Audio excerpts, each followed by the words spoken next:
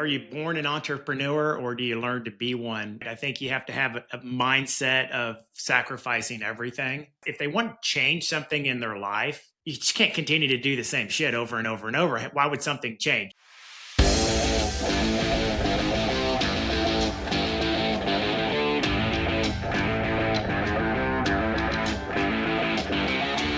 right, ladies and gentlemen, another round today of the High Stakes with Steve Rozenberg. Thanks for being here today. As you know, one of the reasons I even do this show, not because I have to, but because I always kind of like meeting cool people. I get inspired by hearing their stories. Being an airline pilot and traveling around the world for the last 30 years, I have met some very interesting people, places that you wouldn't imagine, whether it was a coffee shop in Buenos Aires or having sushi in Tokyo. And you look over at the person next to you and you're just kind of like, what's your deal? And what I've learned from doing that is not everyone wants to tell you their deal, first of all. Second of all, I've learned that everyone you talk to, they've got a past, they have a story, and they have a current that they're living in. And you know, like all of us, we all have a future that we just don't know is coming.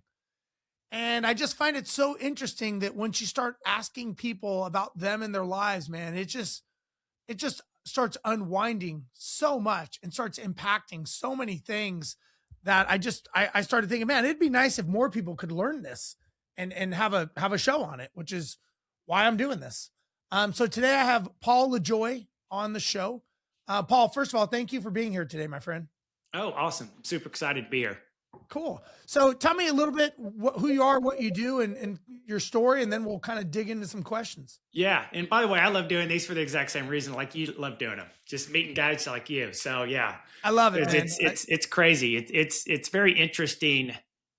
Just the backstories and what people do to make money. And it's just like, you didn't even know that existed. Right. So yeah. It's really exciting without a doubt. I think Mike Rowe from Dirty Jobs mastered that back in the early 2000s of, that's a job? Like, people do that? Like, wow, I didn't even know that was a thing. And exactly. In fact, I feel like, and I'll get to this in a minute, I feel like I own one of those companies that you didn't even know existed. So it is definitely crazy. But a little bit background on me real quick. Just went to college, CPA for about 10 years, kind of did corporate accounting and Big Six accounting, all that sort of stuff. And then just got married, started having kids. And I got 5 kids now, and just kind of transitioned from being a corporate person into owning businesses. And so for the last 25 years, I bought and sold about 20 different businesses, all across all sorts of spectrums. And that's kind of what I do now. And I invest in real estate and private placements and stuff like that. But my main core focus is ownership of businesses, buying and selling them. Yep. Wow. Okay. So I'm gonna go out on a limb and say that that is a skill. You weren't born that person. You had to learn all these skill sets of, first of all, financial accounting, acuity, and then going into learning all the different facets of a business, which we all know can be, you know, good and bad, obviously. Yeah. As you were doing that, I guess my first question is did you have to change mentally as a person as you maybe started and stopped different chapters of your life? Interesting. I mean, I think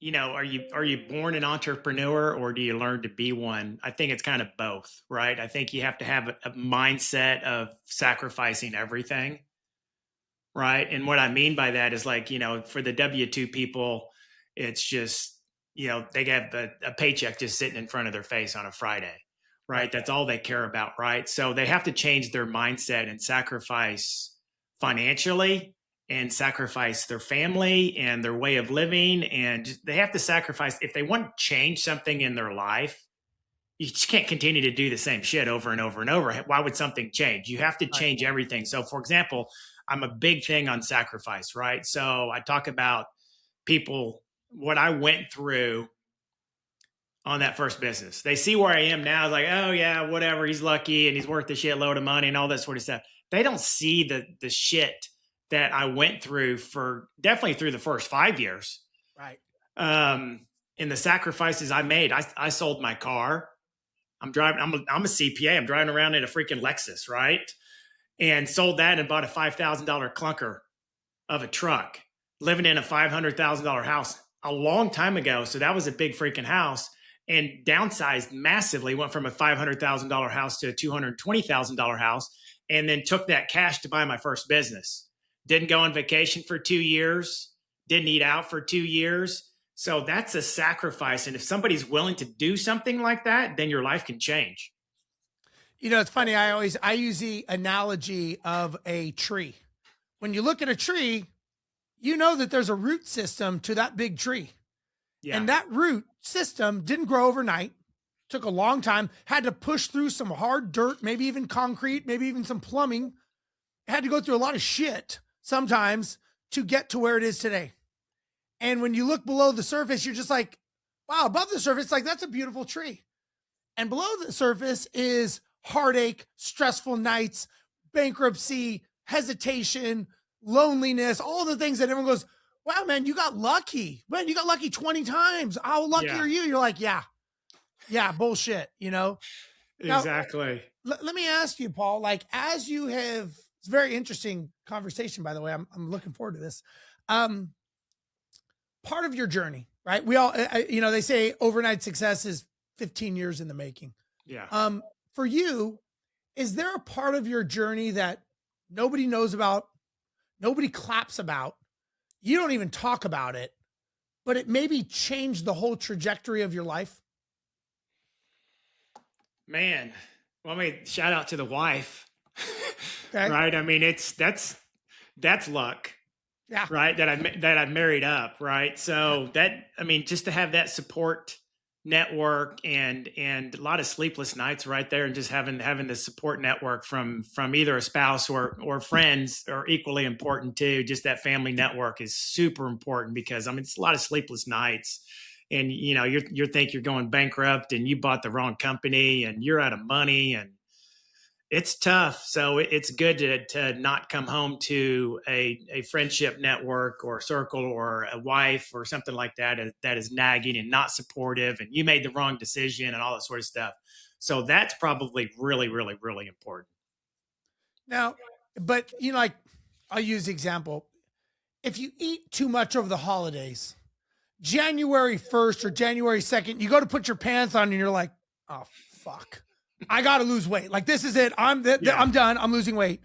We all have those low points in our life that we try to put our pants on and we're like, okay, that's it. Like, did you have any of those to where you think back and go, dude, that was the point that I turned? Like, let's say you're in the, you know, I'm sure, as I know, as a business owner, we have these moments where we're self-doubt, maybe we're looking for permission to quit. Maybe we're looking for some pats on the back.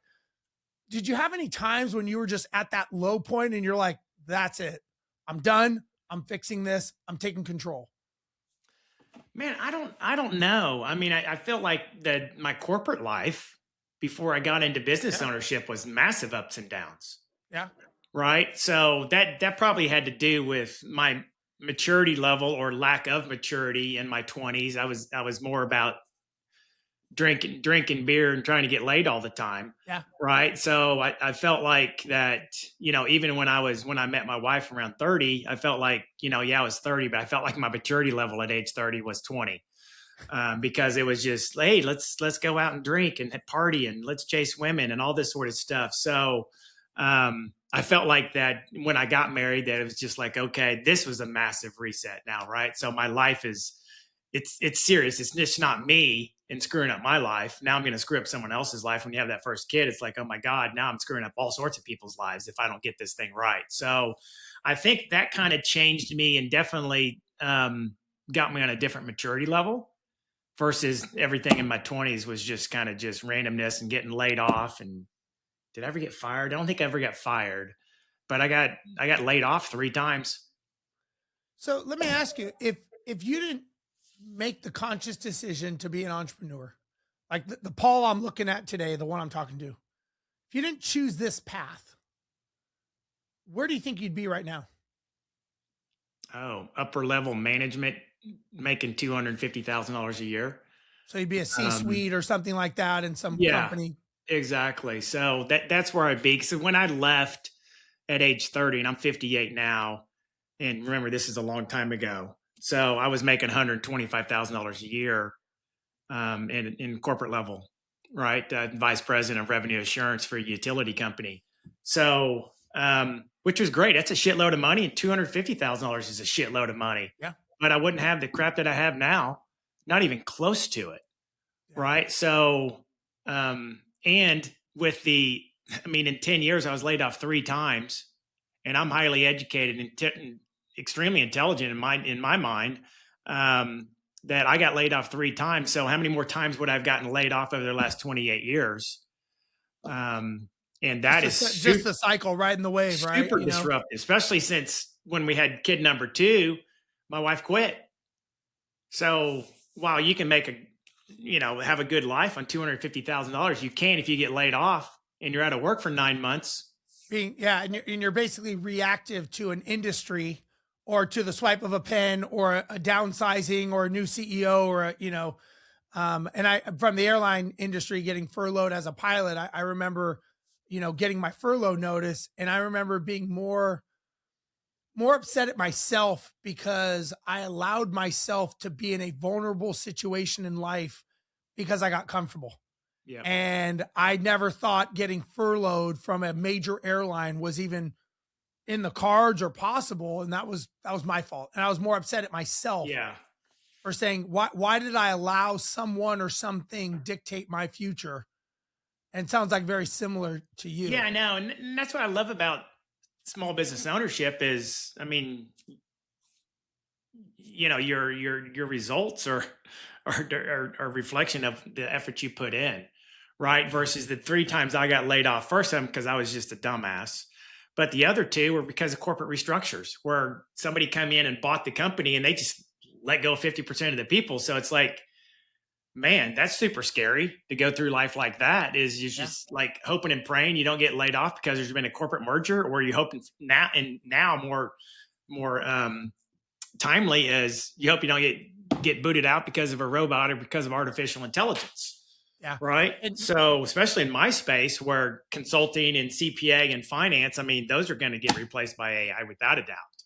Yeah. And you know what, for me, what was interesting is when I was, this is in 2001, 9/11, there's big furloughs, a lot of airline pilots out of work, and pensions were cut. Companies went into bankruptcy. So in order to, stay solvent, they had to, they slashed pilot pensions and stuff. And at the time, it was mandatory retirement at 60 years old as a pilot. So there were guys that were 59 years old and their pension and their retirement was wiped. Oh my God. And they're like, now you can't even get a job at 60. So it's not even like they could go fly somewhere else for a major airline to make what they were making. So they basically are pushed out and their pension's gone and it's guaranteed by the PBGC.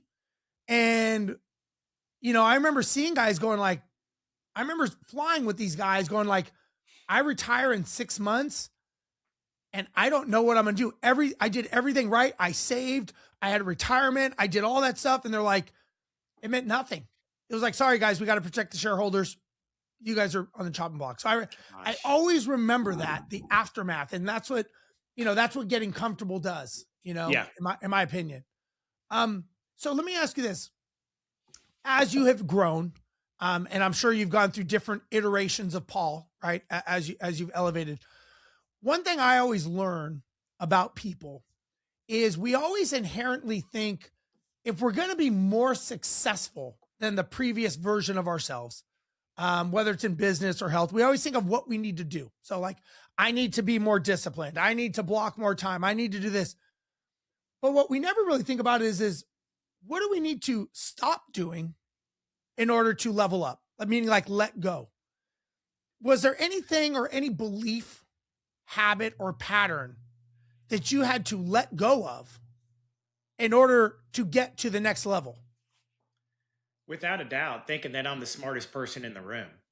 Okay. And that I got to do everything myself because I am that smartest person in the room. So that philosophy probably changed 10, 15 years ago when I finally started seeking other people's help and getting myself around the people that I want to be like or replicate.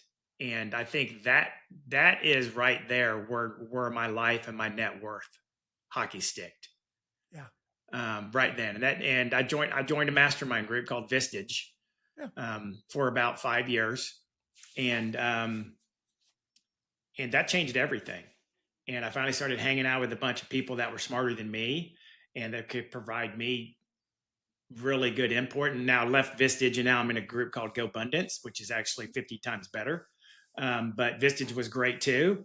And it's just like, I just, a little bit of imposter syndrome hanging out with some of these dudes that are like, good God, you're just like, unbelievable how intelligent some of these people are. And I'm just so good. I feel like I'm the dumbest person in the room now, that's where you should be. Which is good. Yeah, Yes. absolutely. 100%. Yeah. Yeah. Let me ask you, when you're around these kinds of people, because I believe you should be the dumbest person in the room. Like, I want to be around 9-10 figure people that are talking about what kind of jet they're going to buy next year. Not are they going to make their bills paid. What have you learned most about being around people that are successful? Like, personally, what have you like sit back on the back bleacher and observed that is congruent with all of them? Anything? I think their willingness to be vulnerable and talk about just things in their life, not just business wise or money wise, even relationships and spouses and children. And I think once you become vulnerable and once they become vulnerable, I feel like there's a different level of trust. And man, this guy just tells me about his problems with his wife or his kids addicted to drugs. And I'm like, are you kidding me? And they're just being massively vulnerable. And now I look at that person in a different light and I'm like, I can trust that guy with my life. And when you start thinking about like that, the growth that you guys can have amongst each other is exponential.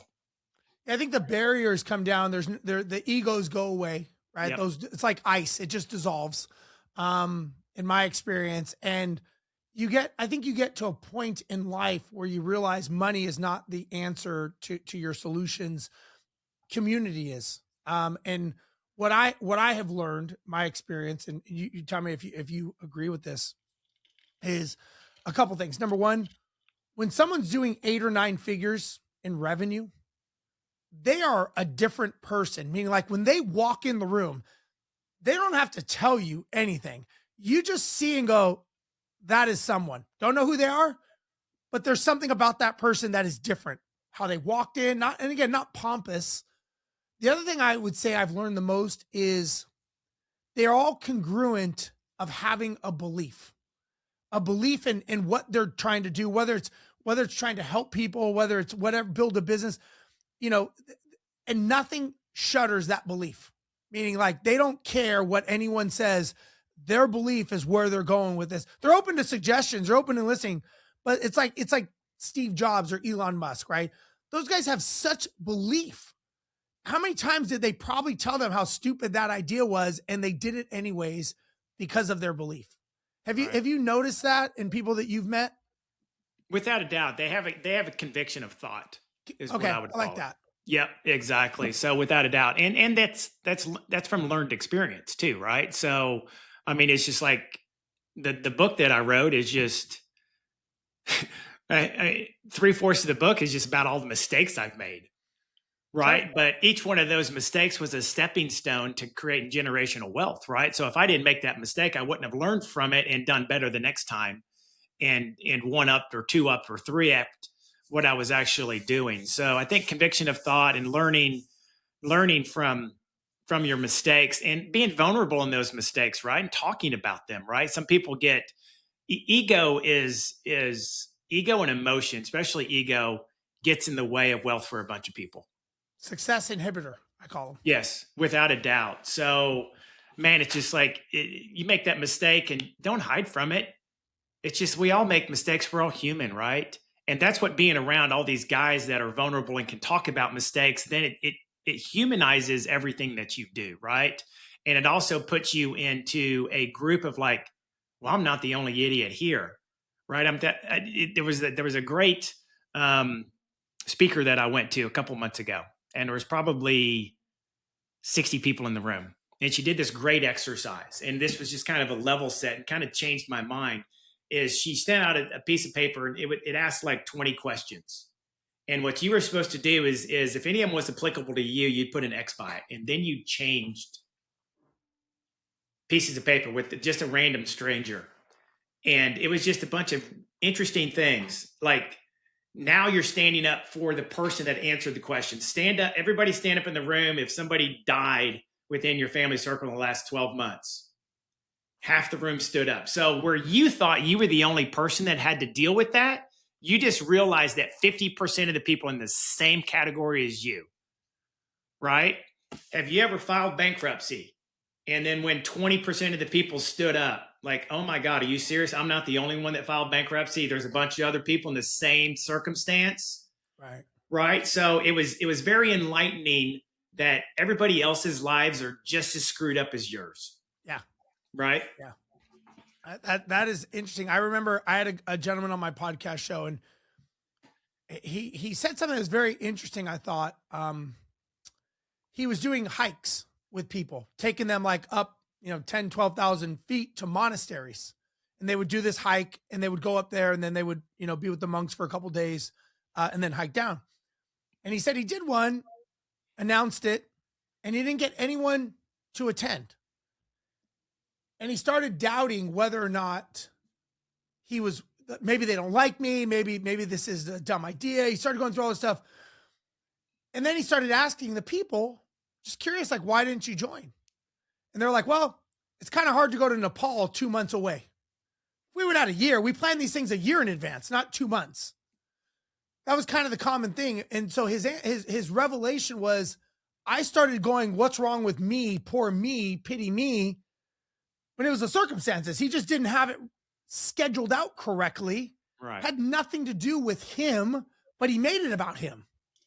And I thought that was, I always remember that podcast. I thought that was so interesting. He says, man, I was so quick to poor me, pity me. Why doesn't this work for me? And he goes, it had nothing to do with me. But he goes, if I never asked those questions why they didn't, I would have walked away thinking, oh, I'm just no good.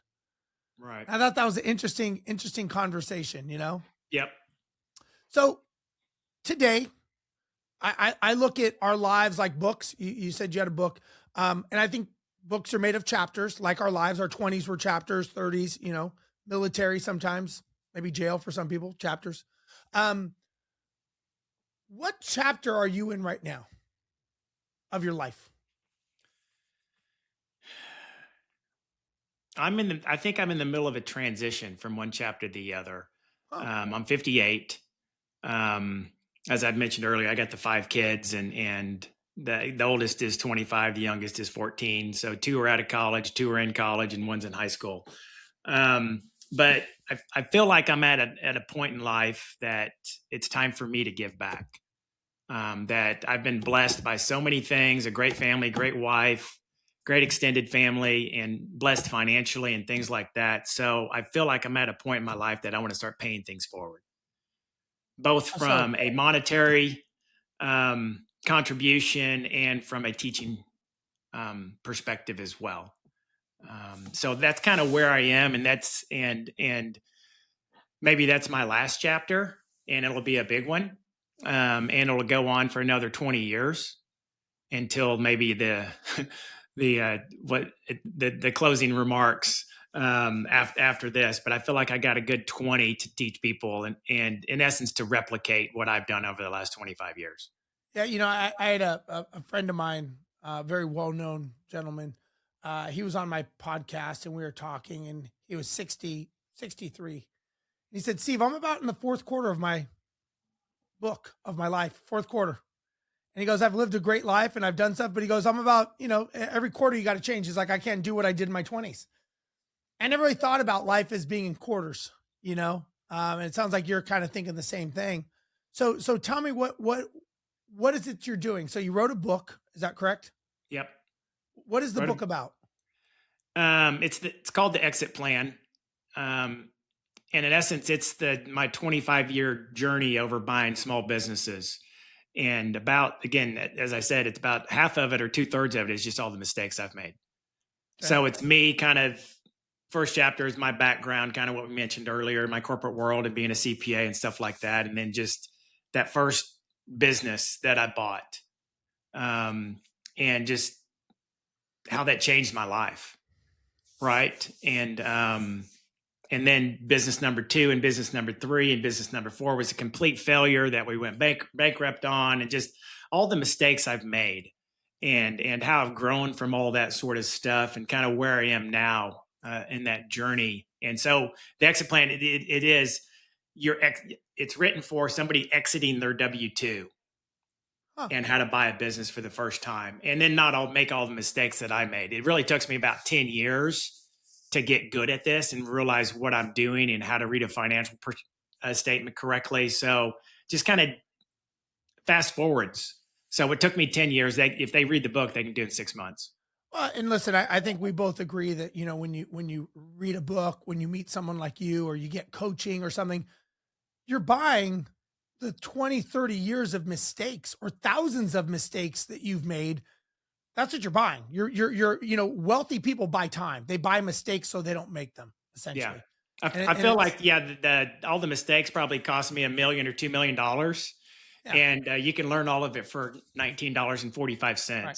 That's like, you can make them yourself, and it could take you 10 or 12, 15 years with no guarantee. Yeah. Or you can say, this is the path. Here you go. Like, there's the map, right?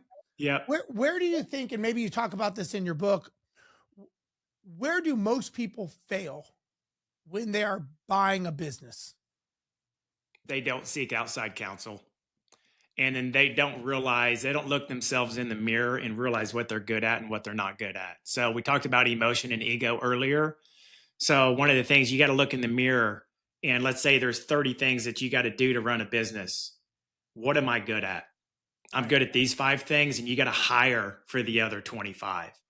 And everybody thinks that they're God's gift to small business ownership. And I can figure that. I know how to read a financial statement, and I know all about sales tax, and I know how to value a company. I know how to set up the terms, and I know the best way to get a loan. And you think you know it all, and you don't, and you fall flat on your face. Right. Yeah. So you got to seek out counsel. You got to seek out help.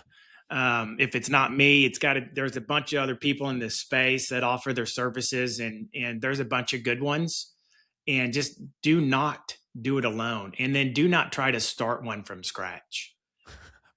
I've learned that starting a bit. Now we were successful. We built it, we scaled it, and we exited to venture capital. But I think starting a business is the hardest, could be the dumbest thing I've ever done in my life.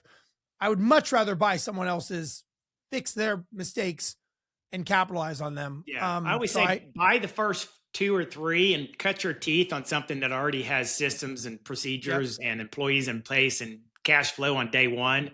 And if you're still stuck on starting your own, make sure you got some other cash flow coming in, and do that on business number 3 or 4 or 5 years down the road. So let me ask you this. If we were to break down a business, and I break them down into five pillars, marketing, sales, operations, financials, leadership. If it's a bigger company, you may have HR and IT, but most, we'll just use those 5. Which one are people normally the weakest on? That is the crack or chink in the armor that makes everything crumble. Sales and marketing, without a doubt. Really? Yep. Huh. I think it's the hardest to understand what works, and nobody does it, right? I mean, it's just, you could have the best operations and best people in place and best reputation. If you don't got customers coming in, you're bankrupt. It's just a fact, right? I mean, overpay for your salespeople. If you think this is worth $100,000, find somebody and pay them $200,000, because they'll be worth it, right? And don't go cheap on stuff. But sales and marketing is the biggest problem, and I don't even think it's close. Which is interesting, because you come from an accounting background. I thought you would have said reading the language of business, finances, because I am a big sales person. I love speaking. I speak all over the world on stages, and I break a business down into 3 fundamentals: monetization, systemization, and duplication. Monetization is marketing and sales. And so I explain it when I speak as I'll say, this is a three-legged stool. Which one is the most important? Well, the answer is you need all three. I've never seen a two-legged stool stand, but which one would you focus on first? And entrepreneurs always think systemization. And they think because I'm an airline pilot and expert in systems, that's where I would do. Like, if you're not making money, you're already going out of business. Yep. You just don't realize it till your bank account is zero. And we try to stay in the comfort zone of systems, of being the entrepreneur, of being busy, being the woodworker. But if nobody knows you exist, you know, you could make the best burger in the world, but if you go against McDonald's, who's going to shut down sooner? Not because they make a better burger, they have a better marketing system and they know their avatar.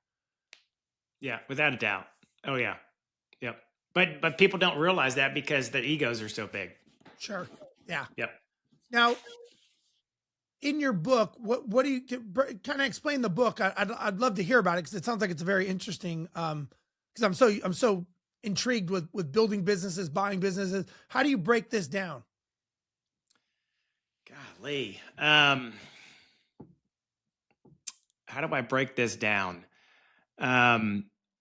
Is this like business buying 1.0? Is this 4.0? Like where are the? No, this is 1.0, right? Okay. I mean, this is.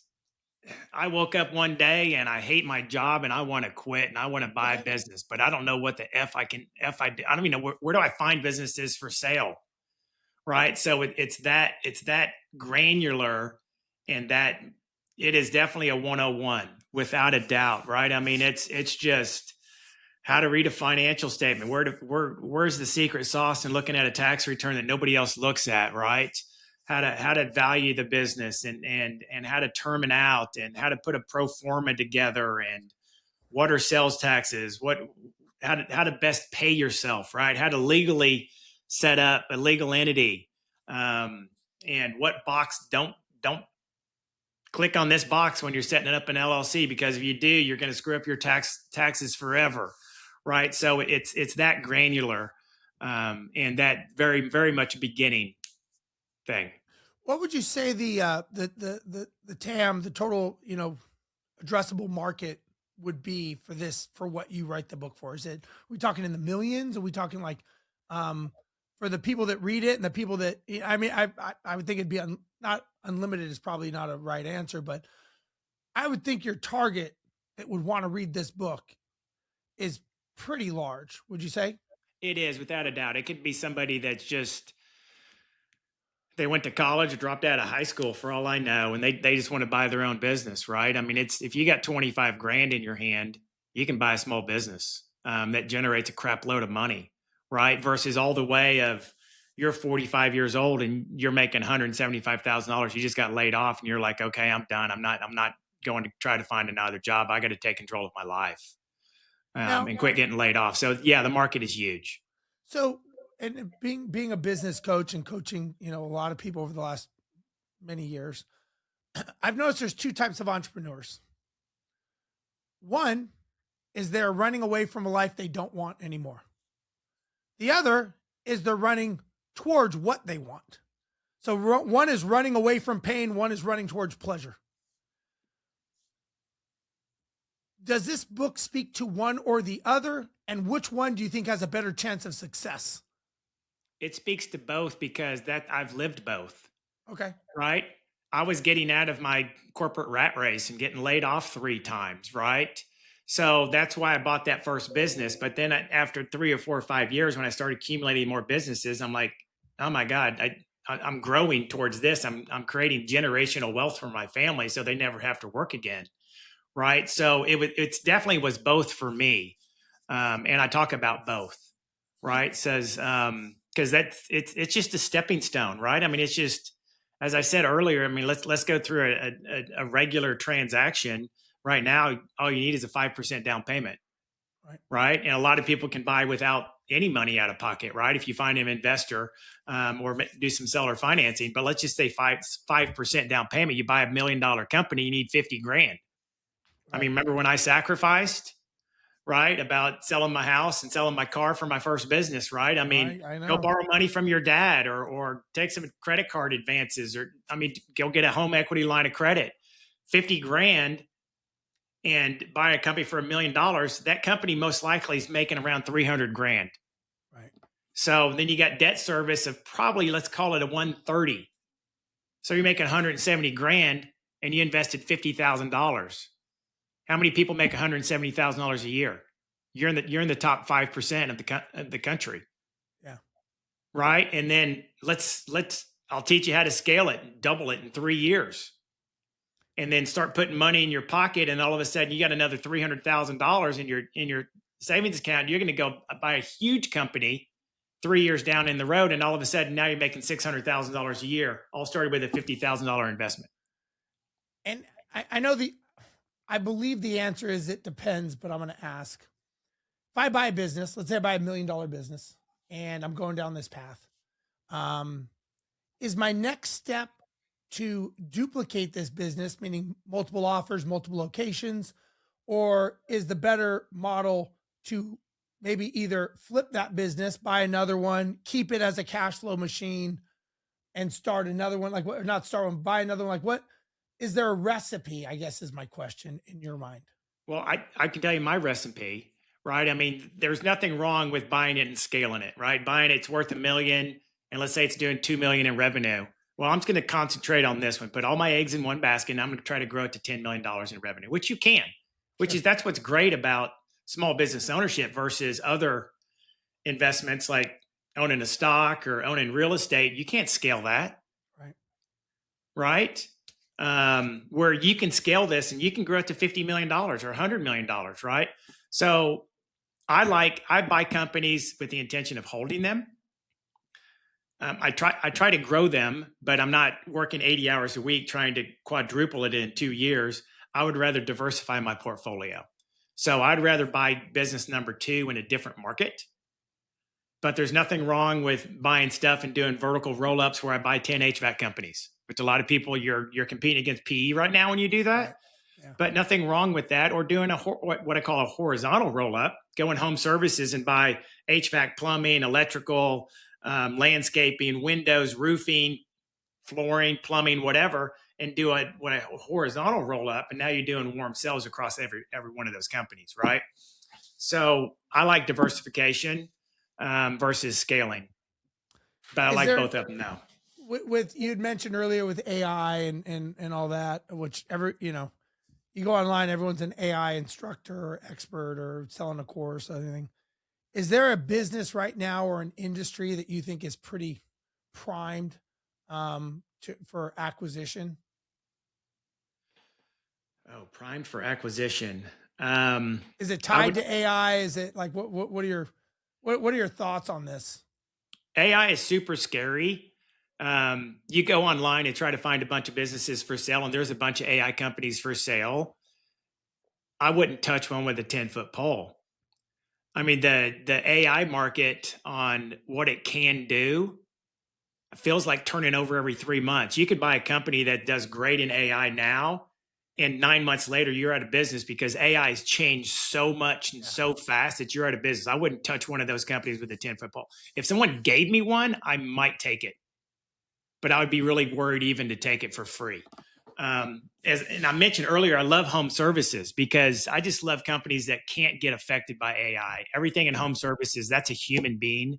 I mean, you could say, well, a robot could put in a dishwasher in 5 years. Okay. Well, if that's the case, we all got lots of problems, right? Home service, I love light manufacturing. So these are all very doable companies that are worth, $750,000 to $2 or $3 or $4 or $5 million purchase prices. I love light manufacturing because it's very niche.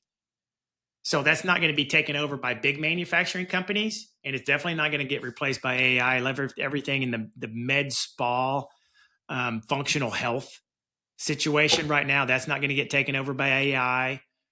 Functional health and cold plunges and eating right and stuff like that. That's supplementing the actual medical field right now. So I love those 3 spaces without a doubt. Is there a truth to being a business owner that you wish someone told you when you were younger? A truth to business ownership. Ask that question a different way. As we grow and mature in our cycles of being entrepreneurs, we sit there and go, man, I wish I would have known that sooner. Whatever that was, whether it's trusting people, whether it's knowing financials, whether it's, hey, make sure, it's not an emotion, it's data. It's, just things that now is a golden rule for you that maybe you had to learn the hard way, right? Trusting what someone says, listening to a broker, just things that you're like, yeah, I wish somebody would have told me that a long time ago. Trusting people. I still have a problem with that today. Is I just trust people when they tell me. And I think it's more human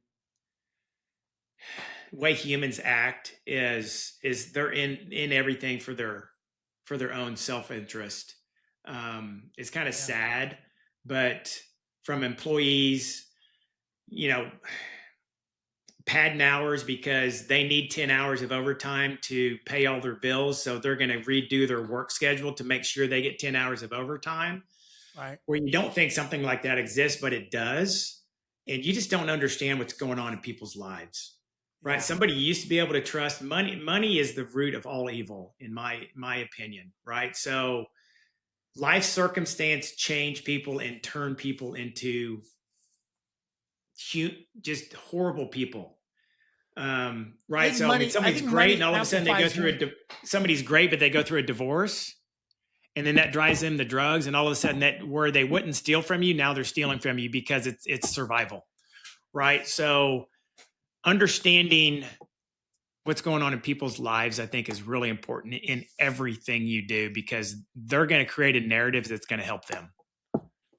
Yeah. I always think that abundance of money or lack of money brings out the true person in people I'm around.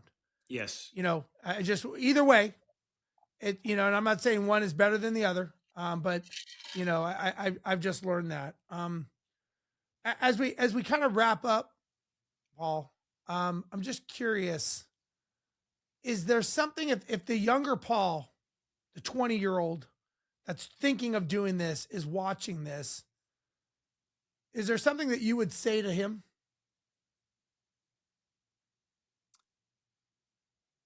The younger Paul, man, I would tell him to follow with his instincts and jump off the bridge and don't look back.